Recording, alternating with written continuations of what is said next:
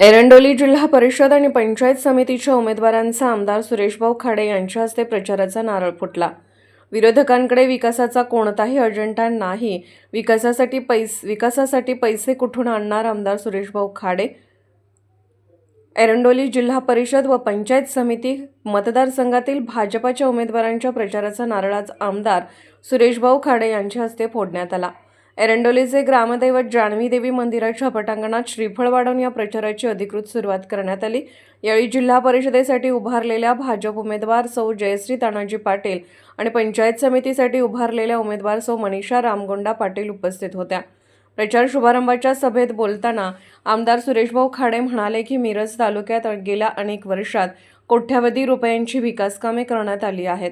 रस्ते, पाणी पुरवठा, शेतीसाठी कॅनॉल, आरोग्य सुविधा अशा मूलभूत प्रश्नांवर भाजपने सातत्याने काम केले आहे।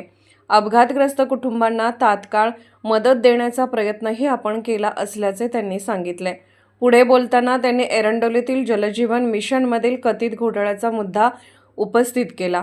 या घोटाळ्याचा पर्दाफाश निवडणुकीनंतर नक्की करणार असून दोषींवर कारवाईसाठी प्रयत्न करणार आहे असे त्यांनी जाहीर केले।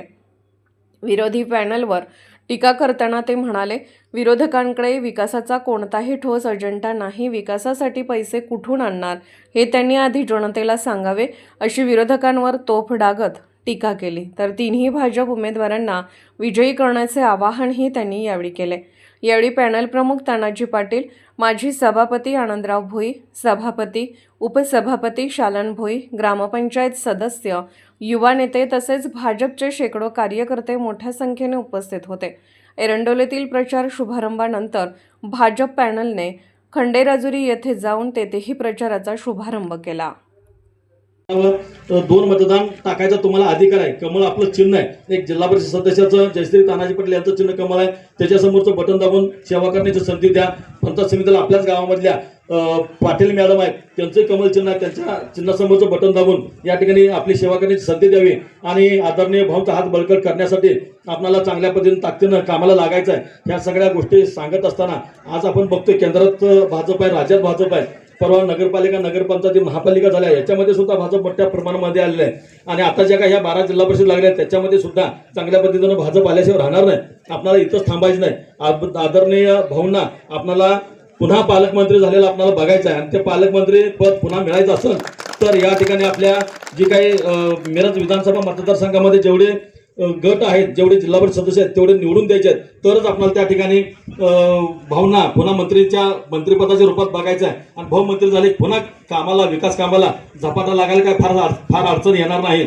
जास्त वेळ नाही घेता पुन्हा एकदा उमेदवारांचं चिन्ह कमळ आहे, त्याच्यासमोरची बटन दाबून तुमची सेवा करण्याची संधी द्या, एवढीच या ठिकाणी विनंती करतो। आणि बाकी उर्वरित जे काय बोलायचं आहे ते आपण प्रचार सभेमध्ये बोलूया। भाऊ आता काही प्रचाराच्या निमित्तानं, बैठकीच्या निमित्तानं एकच सांगतायत, त्यांना विकासाचं काम सांगायला काय मुद्दा नाही, मी हे काम केलं म्हणायला काही कारण नाही। एखादा उमेदवारानं म्हटलं बाबा आम्ही हे पूल बांधलाय तर फंड भावनी दिलेला आहे, प्रस्ताव भावनी दिलेला आहे। एखादा सुद्धा मी या गावामध्ये समितीकडे फारसं काही कामानिमित्त बघितलं नाही आणि मग त्यांना काही कारण नसल्यामुळे एकच सिनी चालू केलंय की सारखं तानाजी पाटलालाच का संधी द्यायची। बोलायचे आमदार गणपतराव देशमुख 11 वेळा आमदार झाले, लक्षात आलं का? म्हणजे 11 वेळा आमदार झालेल्या माणसाला म्हणजे ती माणसं आमदार करतायत, काम करण्याच्या पाठीमागे उभं राहिलं पाहिजे। सारखं काम म्हणणाऱ्याला ते सांगतोय तुम्हाला।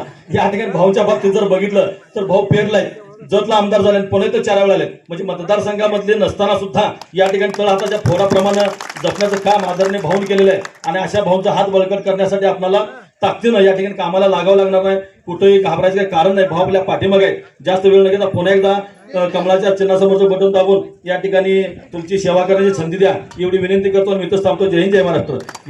यानंतर आदरणीय भाऊंनी मार्गदर्शन करावं।